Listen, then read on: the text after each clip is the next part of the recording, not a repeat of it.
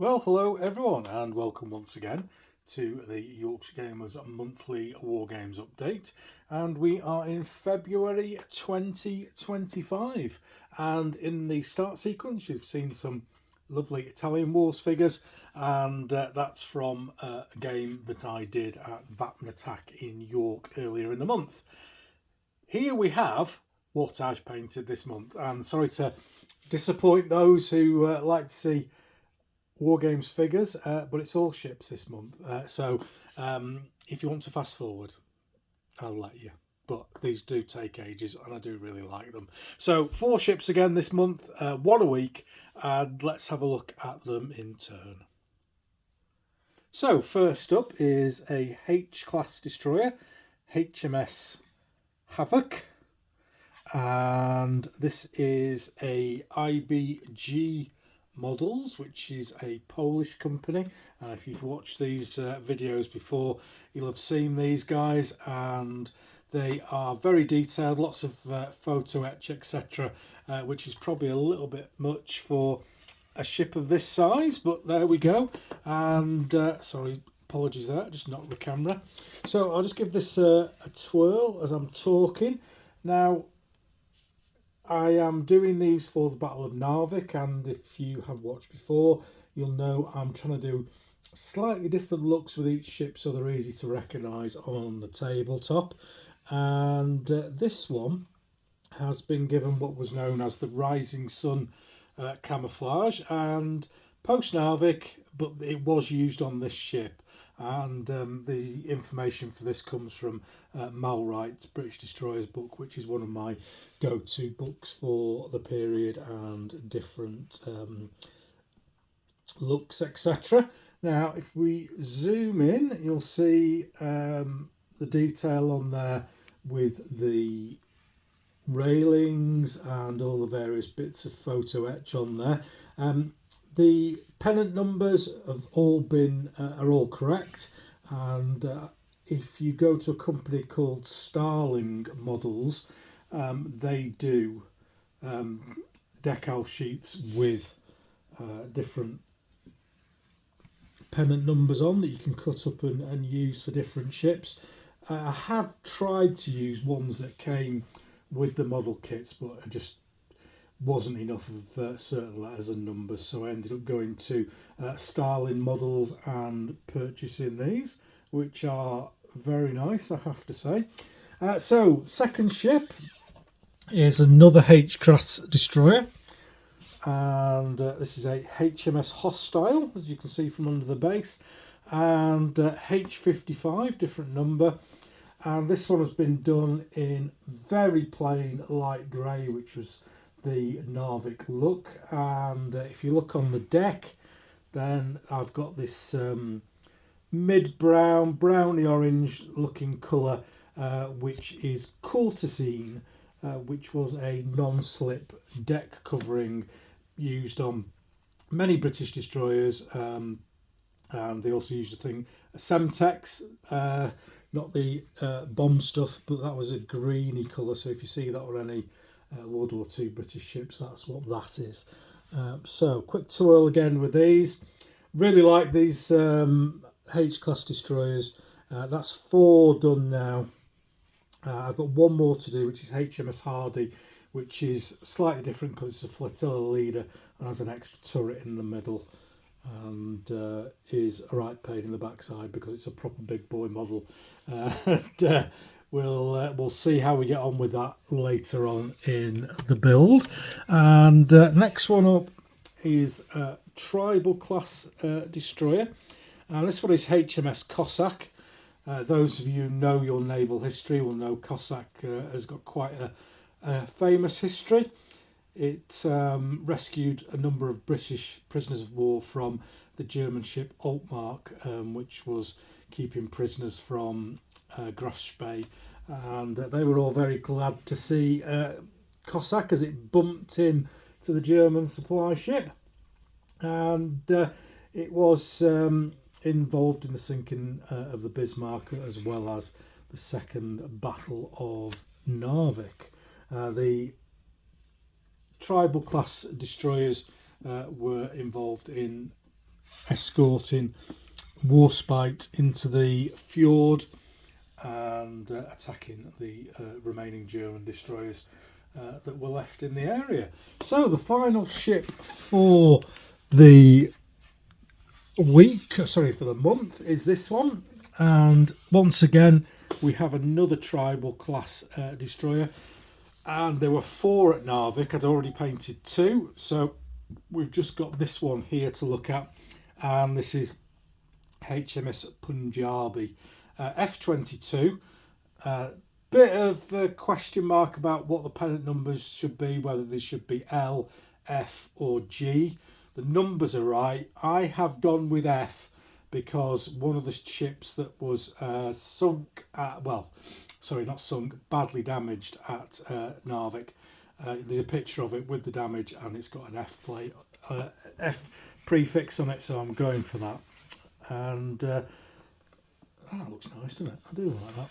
So there we go. There is 4 destroyers for the British Navy. Final shot of the 4 destroyers together just before we leave the newly painted items. And quite busy at work, so these ships are really good just to get one done in a week. It's like an easy-ish project to get finished. And I have got 5 destroyers left to do, plus of course the old lady herself. So that's everything that I've painted this month. Let's have a look at work in progress. Here we have some work in progress, and you may remember this chap was done last month, and in terms of painting normal in inverted commas figures, this is all I've done. I've done 3 figures this month in between doing the ships, which is quite poor, I have to say, but there we go.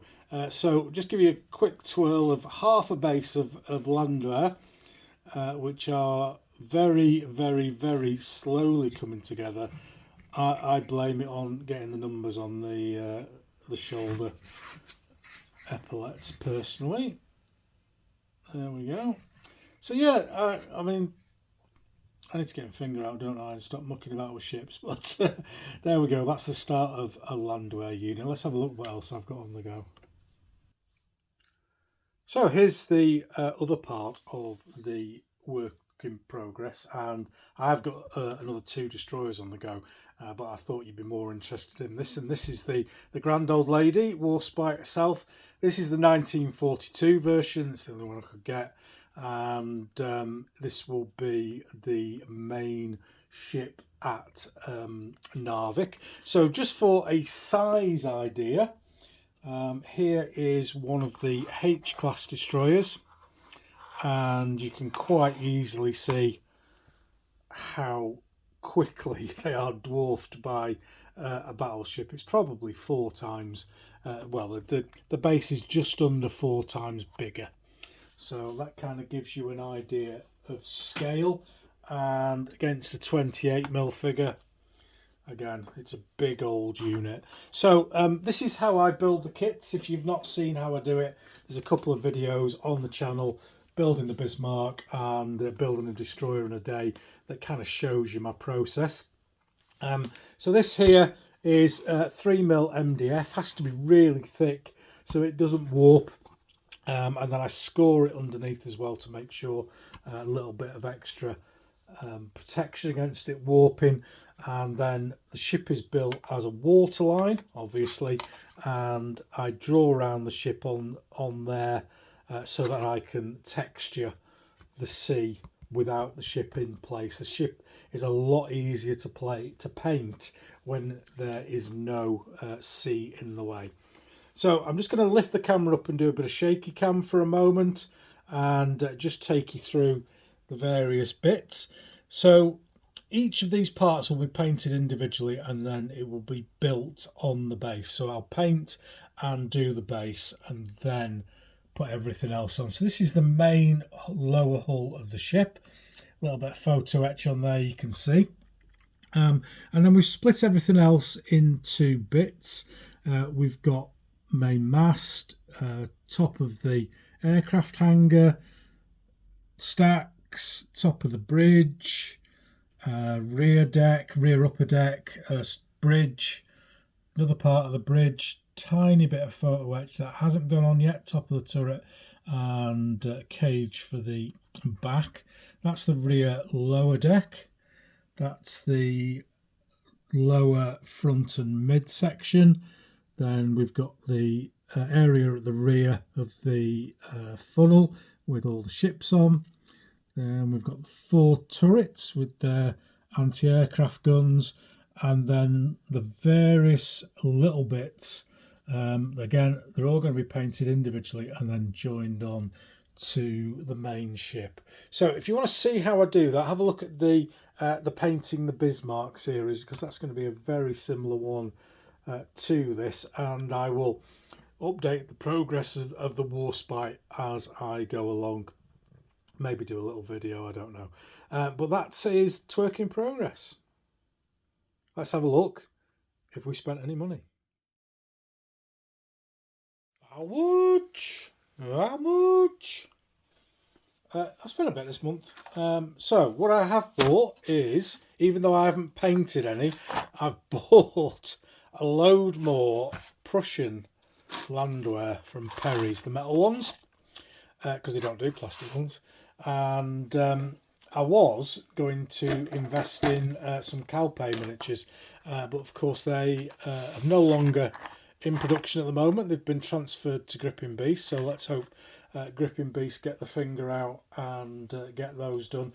But this effectively, these 3 battalions has completed the figures I want for the 1st Brigade of Prussians. So it will be the 3 battalions of regular Prussian infantry that you've already seen, then the 2 lots of 3 landwear battalions, all from Neumark, all 32 figures. So these are, as you would expect, the absolute business from Perry's. They don't do a lot really. They do a couple of packs of marching figures with different headgears, and then I think it's 4 different packs of command with or without standards. So I'm having standards on mine. Who doesn't have standards? So just dipping in and looking at a few figures here. You've seen them all before. Very, very nice. So there we go. That's 3 battalions of 32 28mm Perry's Prussians in metal for the Napoleonic Ransomware project. After that is some ships. I've bought some more ships, and this one came all the way from Poland. I am after, or was after, a German supply ship for Narvik. There was one called Neufeld, I think it was called, in the fjords at the time, and nobody makes that. So I bought this, which is Altmark, very famously connected with Cossack, the ship you saw earlier on, and this is quite expensive. It was about 75 quid, which for somebody who lives in Yorkshire is a lot of money for a ship, but it is, I have to say, absolutely mad detailed. Look at all that photo etch on there, and then these are like plastic bags full of tiny, and I mean tiny, little parts. So I can imagine that is just going to be mostly me swearing. That's the size of the ship, so it's pretty big. It's probably about the size of a heavy cruiser. So that is going to go on the Narvik table when that gets completed. Quite a nice little different ship to have added into the mix. And then it was my birthday earlier in the month, and I was left unsupervised in a model shop in Halifax, and they didn't have a massive selection of 1/700 ships. It's a brilliant shop, but they don't have a lot of ships in there. And I bought this HMS Cornwall, which is a newish mould from Trumpeter. I do like their kits. They're really, really nice. and this, I just wanted a British heavy cruiser, and that's the one they had, so I bought that. And then on top of that is this, which is a Flyhawk version of the German battle cruiser Gneisenau 1940. Now, if you've never bought a Flyhawk kit, what you can do is take the lid off. After you've done that, you can't never ever get everything back in the box. It's just impossible.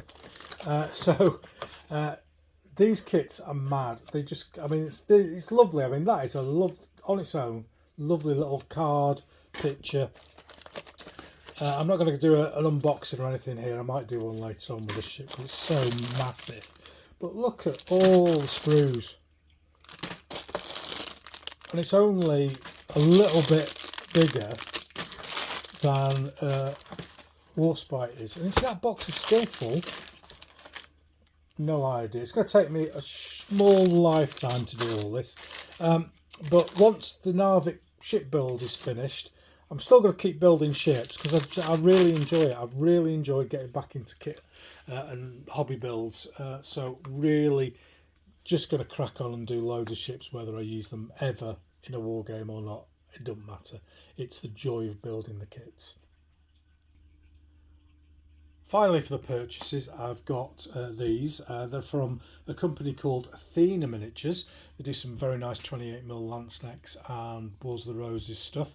And what I'm looking to build is some bases where I've got like knights rearming, stacks of fresh lances, that sort of stuff, to use them as a rallying point for cavalry within our game. And I just wanted some kind of generic figures to go with that, and these Athena miniatures, very nicely detailed, straight out of the box, so a little bit of flash on them, needs a little bit of work on, but generally very, very nice. And I'll probably do a more detailed unboxing of these to give you an idea, and myself an idea of the figures. And lovely one there with a chap asleep in a lance neck costume. And also with these, I have bought a pack of general peasanty types carrying spears and what have you. Then I've got a knight being put in his armour, and a blacksmith scenery as well. So these are all going to form parts of these reform bases. So look out, keep an eye out for an Athena Miniatures review very soon on the channel. So quite a lot spent this month, and a few more things waiting for an order from Tag to come in. So and might get some more elite figures this month. Just building up stuff till I retire.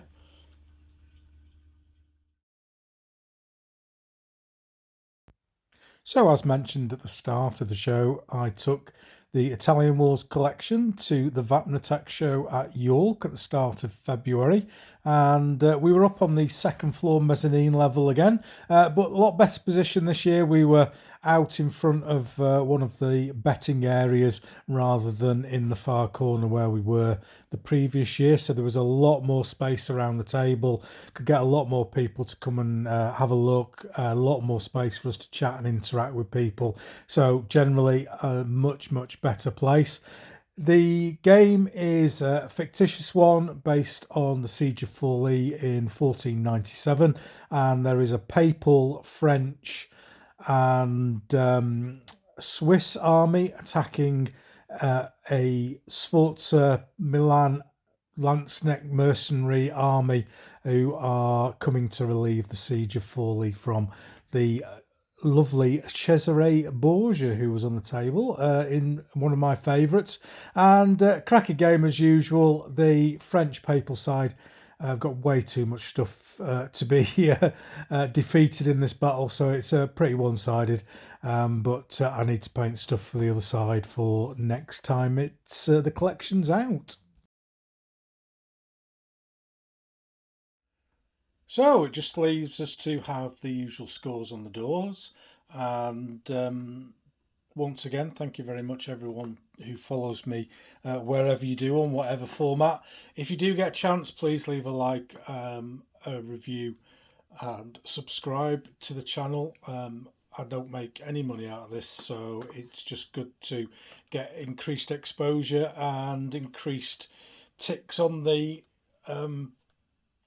algorithms that produces what you might want to watch. So Facebook up 8, 2974. That's my Facebook page. Twitter's, it's been down for a few months. It's gone back up 1. Everyone must be really happy with what Elon's doing, honestly. Right, Instagram up 100. Woo! That's without any Morris dancing TikToks of me building models or anything like that. I've been posting more regularly and it's starting to pay off. YouTube's up 47, 2876, creeping slowly towards 3,000, maybe another 3 or 4 months. Podcast 412. +7. If you are watching this on YouTube, please subscribe. Makes a huge difference. Facebook group up 102, 4945, creeping up on 5,000 there. Podcast downloads 169029. Just about to talk about podcasts in the What's Going On in Yorkshire Gamer section. There are 3 new podcasts for you to watch on the YouTube or listen to on audio. So I'll talk to you about that in a minute. And then Blue Sky up 920 to 51. Quite nice on there at the moment. There's a lot of politics creeping in, but you can't have I don't think you can have a social media site without politics. You just have to block, delete, say this post isn't relevant, etc., until you get a feed that you like, and I have. So there we go. That's the scores on the doors. Let's have a look what's going on around Yorkshire Gamer. It's really busy on the podcast front this month, and there have been 3. The first one, I spoke to Lorenzo Sartori about wargaming in Italy. He's the editor of the Daddy and Piombo Dyson-led magazine in Italy, and also the author of the quite popular Impetus set of rules. He also does other stuff like Baroque. Very interesting interview with Lorenzo. Check that out. Then I did something different. I did a listener phone-in show, and I had 8 people on, around 10 to 20 minutes per guest, talking through a big variety of topics. Very difficult to organise, but really fun to do, and had some really engaging guests on. Something I'll probably do a couple of times a year, so if you're interested, drop me an email to yorkshiregamer@gmail.com, and you could be on the next one. There was another podcast as well this month, and that was a deep dive into the Battle of Pavia with Martin Kelly, who's a former guest on the show. And Martin is putting the game on at Historicon this summer, and he's doing a really big effort with it. Massive table, massive load of figures, no cutting corners, loads of terrain, loads of wall building, loads of castles, you name it, it's in there. It's a great chat about a great battle. So thanks once again to listening to me drone on for 20 minutes at the end of the month. We'll be back next month for the usual update. In the meantime, if you've enjoyed this, give it a like, give Yorkshire Gamer a follow, subscribe to the channel, and watch as many of the videos as you can. That would be absolutely fantastic. And on top of all that, it's all free. Until next time, see you.